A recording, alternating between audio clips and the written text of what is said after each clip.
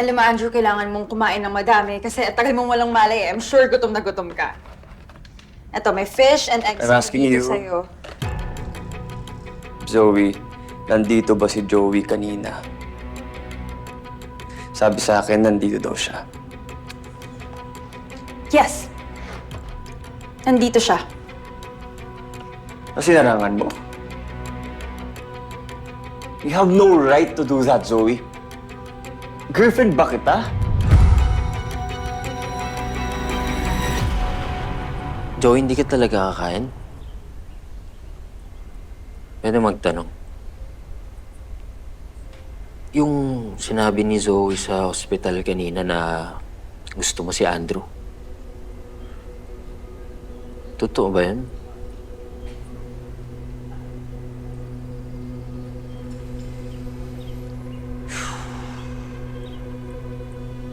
Napapansin ko rin kasi na parang iba na yung concern mo sa kanya.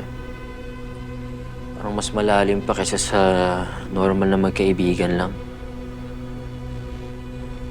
Napansin ko nung nabugbog si Andrew, parang ikaw pa yung mas nanghina kaysa sa kanya. Tapos, check ka ng check kung nag-reply ba siya. Hindi ka ganyan sa ibang tao, Joey. Kahit sa akin.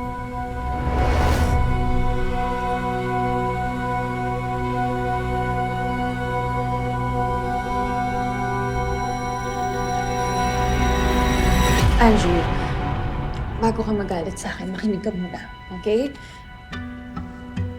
I am just protecting you from her.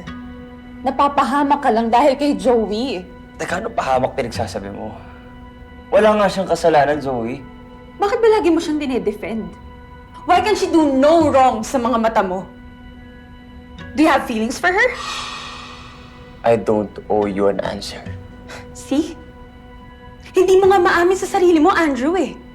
Because you know you're not right for each other. You're too different. Joey is young. She's naive. Ikaw, you're cynical and jaded. Do you really think she can keep up with you? Kahit pa magka-feelings kayo sa isa't isa, Andrew, it will never work. Walang pupuntahan yun. Andrew, alam mo sa sarili mong tama ako. And maybe the universe agrees. Kaya binibigyan ka na niya ng dahilan para lumayo kay Joey. Stop that! Andrew, this is a clear sign. Stop!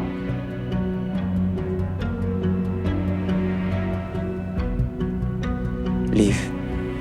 Andrew, I said leave. Ayoko nang makasakit pa. Masabi pa ako sa'yo.